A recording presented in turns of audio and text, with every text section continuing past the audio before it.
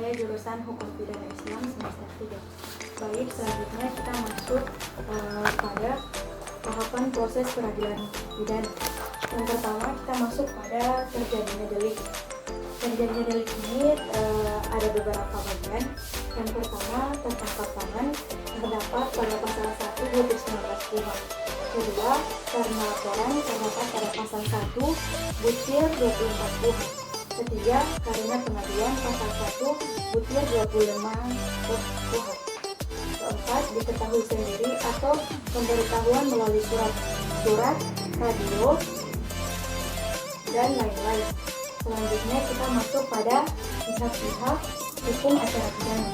Yang pertama, dia ada tersangka terdapat pada pasal 1 butir 14 KUHP. Yang kedua, terdakwa pasal 1 butir 15 KUHP. Ketiga, penyidik pasal 1 butir 1 KUHP.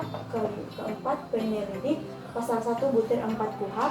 Kelima, jaksa pasal 1 butir 6A KUHP. 6, penuntut umum pasal 1 butir 6B KUHP. Ketujuh, advokat pasal 1 butir 13 KUHP.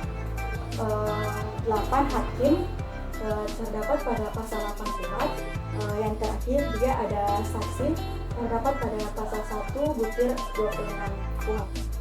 Selanjutnya kita masuk pada pra-adjudikasi. Pra-adjudikasi ini dia terbagi dua, yaitu penyelidikan dan penyidik. Yang pertama kita akan membahas apa itu penyelidikan. Penyelidikan adalah serangkaian tindakan penyelidik untuk mencari dan menentukan suatu peristiwa yang diduga sebagai tindak pidana guna menentukan dapat atau tidaknya dilakukan penyidikan menurut asas yang diatur oleh undang-undang. Kedua, kita masuk pada penyidikan. Penyidikan yaitu serangkaian tindakan penyidik dalam hal dan menurut cara yang diatur dalam undang-undang untuk mencari bukti. Jadi penyidikan ini dia ada 4, yaitu penangkapan, yaitu terdapat pada pasal 1 butir 20 KUHP, yang bagaimana penangkapan yaitu suatu tindakan penyidik berupa pengekangan sementara waktu kebebasan tersangka atau terdakwa apabila terdapat cukup bukti permulaan. Selanjutnya kita masuk pada penahanan terdapat pada pasal 1 butir 21 KUHP, yaitu penempatan tersangka atau terdakwa di tempat tertentu oleh penyidik, penuntut hukum atau hakim dengan menetapkan. Baik, selanjutnya kita masuk pada penggeledahan, yaitu termasuk pada pasal 32 KUHP, itu alat dan saran dari penyidik untuk mengumpulkan keterangan suatu kasus pidana. Penggeledahan juga terbagi menjadi dua, yaitu rumah terdapat pada pasal 1 butir 17 KUHP dan badan pasal 1 butir 18 KUHP. Selanjutnya kita masuk pada penyitaan, yaitu pasal 1 butir 16 KUHP, yaitu penyitaan adalah serangkaian terdakwa penyidik untuk mengambil alih dan menyimpan di bawah penguasaannya. Selanjutnya setelah penyidik melakukan penyelidikan, maka mereka akan membuat berita acara pemeriksaan. Setelah berita acara pemeriksaan dibuat, maka akan dilimpahkan ke jaksa penuntut umum. Setelah jaksa penuntut umum, baik setelah penyidik melakukan penyelidikan, maka mereka akan membuat berita acara pemeriksaan. Setelah BAP dibuat, maka akan dilimpahkan ke jaksa penuntut umum.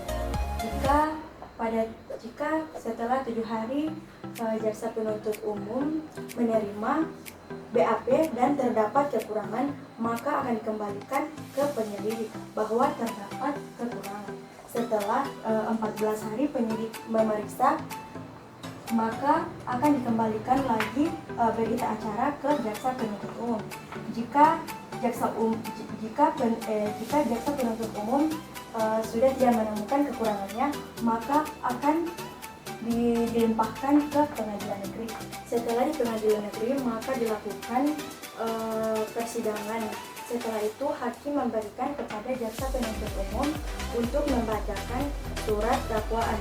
Setelah penuntut umum membacakan surat dakwaan, maka setelah itu terjadi eksepsi.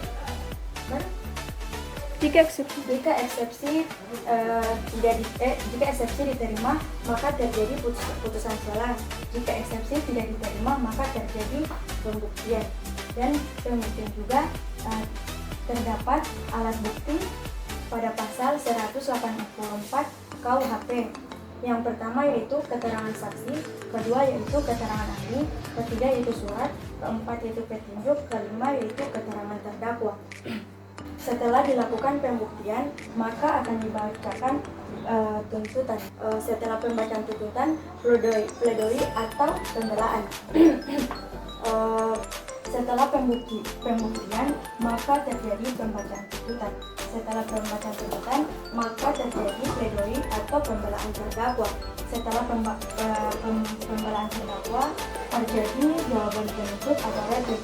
Setelah jawaban penuntut, maka terjadi juknik atau jawaban terdakwa. Setelah itu terjadi musyawarah majelis oleh hakim dengan putusan jawaban terbanyak. Setelah itu terjadi pembacaan putusan.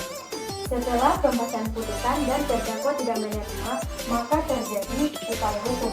Upaya hukum ini terjadi menjadi dua, yaitu upaya hukum biasa, yang pertama banding, dan kedua kasasi. Sedangkan upaya hukum luar biasa yaitu terdapat dua, yang pertama peninjauan kembali, kedua pemeriksaan tingkat kasasi dengan kepentingan.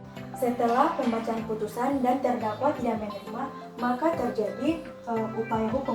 Upaya hukum terbagi menjadi dua. Yang pertama yaitu upaya hukum biasa. Upaya hukum biasa terbagi menjadi dua, yaitu banding dan kasasi. Kedua, upaya hukum luar biasa yaitu terbagi menjadi dua juga. Yang pertama yaitu peninjauan kembali. Kedua, pemeriksaan tingkat kasasi demi kepentingan hukum. Terima kasih. Wassalamualaikum warahmatullahi wabarakatuh.